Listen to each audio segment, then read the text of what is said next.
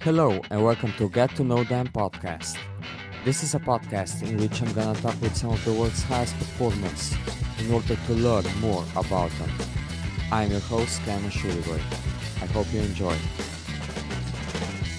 Okay, so who do we get to know today? Ognjen Stojanovic. And who is Ognjen Stojanovic? What do you do, Ognjen? Ognjen is a professional triathlete from Serbia, father, husband, and somebody who is really in love with endurance sports since I was young. So how long have you been doing triathlon? I started with a triathlon in 2005, so when I was 15 years old. So yeah, next year it will be 20 years of doing triathlon. That's quite a long time. What is your favorite part of triathlon and what's the thing that you dislike the most? The most favorite part for me is definitely racing. I really like the race. I was always competitive, and that's obviously something which you extract from all these, training months, winter training, and etc. So, racing is the fun part. And what I dislike, to be honest, I'm thinking about it. Like, there is nothing I dislike a lot, or something which bothers me a lot, but I don't know. I probably dislike most washing up the bike after the rainy ride. You mentioned training and racing. Which is your favorite swim, bike, and run workout? And which workouts do you hate the most? Also, it's really hard for me to. I really like overall training, and I think that's the main reason why I'm so many years still doing it on this level. I a lot of triathletes hate swimming. I like swimming. I don't like swimming a lot. Like up to 4K, I really enjoy it. More than 4K, it's not enjoyment for me. Obviously, the long rides, hilly bike rides is something I can do almost every day. And of course, I think this freedom running gives you is something you can't compare with anything. So, all three disciplines are favorite to me. And regarding the favorite sessions, I can say maybe the long rides and maybe even the trail runs in the mountain. So long runs. Those are the trainings I really enjoy. And things I don't like, I also don't think I hate some kind of training, but my least favorite ones are maybe, some long steady sessions on the bike, for example. It's something I can do it. It's not a problem, but yeah, I don't enjoy a lot. You mean like sweet spot or threshold training? Something like that, like in time trial position. Sometimes it's really nice because you go fast. It's a good feeling. Obviously, you push watts, and on TT bike you're fast. But it's mentally not an easy thing. That's a nice segue to my next question, because my next question is, what keeps you going in training, especially when the things get hard for you? I was thinking a lot about that, and the first thing you maybe think is like motivation, but I think it's not motivation, because it's no way you can be always motivated. I think for me it's some kind of instinct. I don't know if it's maybe a racing instinct or goals I want to accomplish. So because of those goals, like I'm even able to do a lot of training without being motivated. But I guess it's some kind of internal drive, and which probably is something you are like that or you're not like that. I'm not sure how much you can train it, but definitely I think at the end you need to love the sport and to love the outdoor training, because otherwise you cannot do it for many years. You can force yourself for some time, but after a few years, like your head will explode. So at the end of the day, I think I really like the sport, and that's the most important thing. Yeah, I totally agree with you. Even me as an age group triathlete, I know that you just can't force yourself over a longer Yeah, period of exactly. time if you don't love it. Speaking of that, do you maybe have a favorite quote or a mantra? Not really. Yeah, not really. So there isn't something like hurts more to lose or winning is a choice or something like that No, that you no, keep no. saying to I yourself when. No, no, no. Also, the self-motivating things I think never worked for me. It's again, I think it's some kind of really deep instinct. Like you cannot just be on the bike pushing and say you can do it. And at least for me, I think it's not working. For me, it's something like I don't need even to think. I just push. It's something something intrinsic, I would say. I mean, it's obviously working for you I when guess. you look at your results and your achievements. In your opinion, what has been the biggest success so far for you? It can be either in triathlon or in life in general. Yeah, I mean, in sports, definitely few results I think are maybe more valuable than others. Last year, top 20 in world champs and 70.3. I think it's really nice result. Although I had 8 or 9 podiums on Ironman 70.3 and challenge. I mean, podium is podium, but I think like being 19 in the world on Ironman 70.3 or 6th in Europe, I think when you objectively look at it, they're like more valuable. A few days ago, I was third at European champs in middle distance Europe triathlon. I think that's also nice result. Obviously, it's not you cannot compare it to Ironman 70.3 world champs field, but it's nice result. It's nice to say you're third in Europe in something. And when I was doing ITU, I had some kind of success. Win at European Aquathlon champs, second place, a few top 15 World Cup results. 12, I think, Conti Cup podiums, Balkan champs many times. So yeah, there've been some nice races I'm proud of, but it's always up and down. You get some good races, some bad races, and yeah, overall, besides triathlon, I don't know, probably being a father, you can say it's kind of accomplishment. And for many years, I'm focusing just on triathlon, so I'm not able to get some kind of success in other parts of the life. When I was young, I was competing in physics and mathematics, and I really enjoyed it. But that was like when I was at the end of the primary school. But when I started doing triathlon, yeah, all my focus shifted towards the sports. What do you think contributed the most to your success? I think being stubborn in some way, being persistent, keeping going forward even when a lot of things were not going well and there was a lot of obstacles. So yeah, I think definitely that's the most important thing, because there were some years which were really, really tough, and when like it was really hard to imagine you can do something in this sport or live from it or have success. But yeah, just moving forward helped me to reach that spot where I could say that I'm a professional triathlete or that I can live from it. That's interesting, but if we shift the gears to the other side, what do you think has been your biggest failure? Being stubborn. The same thing is which helped me on one way, hurt me on the other way. So it's double-edged sword. I think in life everything is about the balance. So yeah, being stubborn also, overtrained me, made me sick, and caused many troubles. So yeah.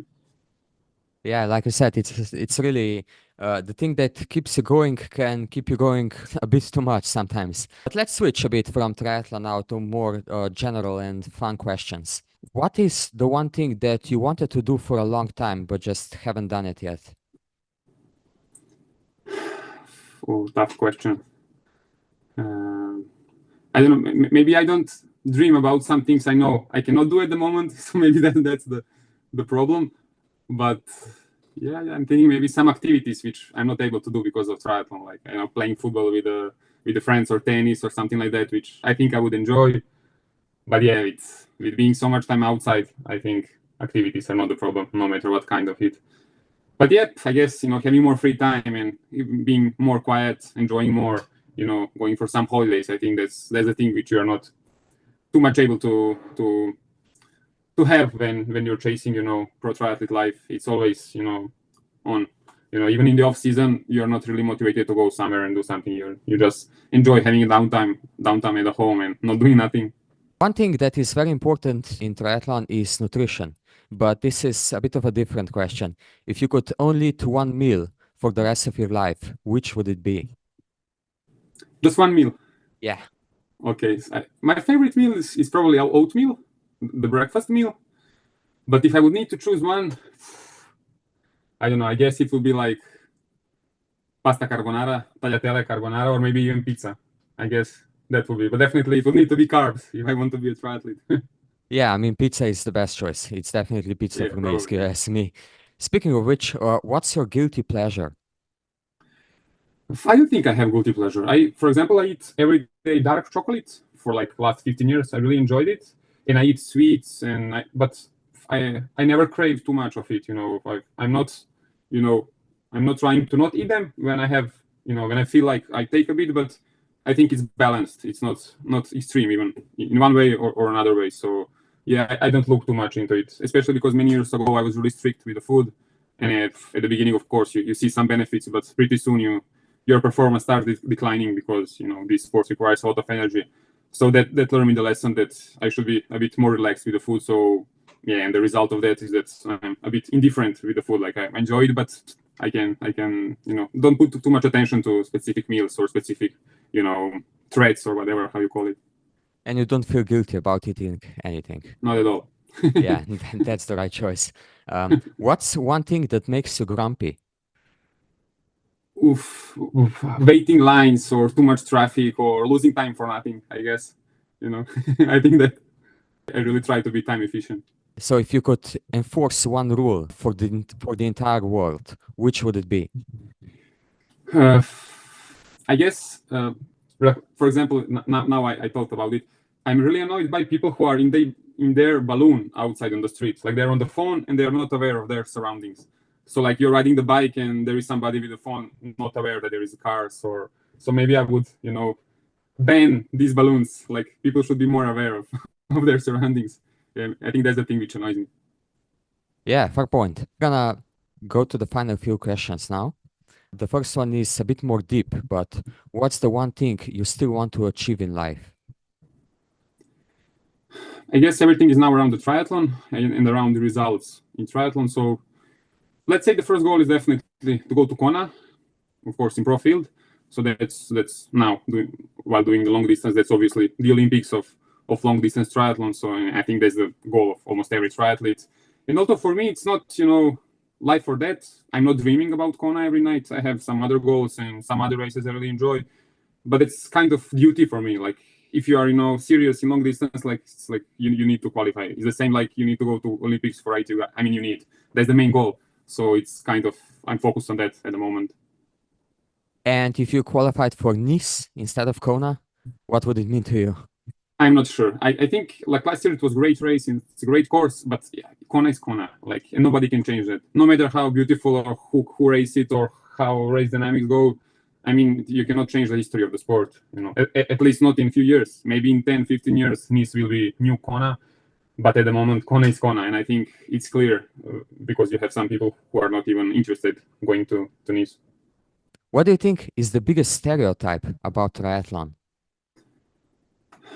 Stereotype, huh? Nerdy, probably. Focus too much into details and many times forgetting the basics. I guess that's the typical stereotype, especially of age group triathletes, but also a lot of pro triathletes also. And if you weren't a professional triathlete, but you could be a professional in one other sport, which sport would it be?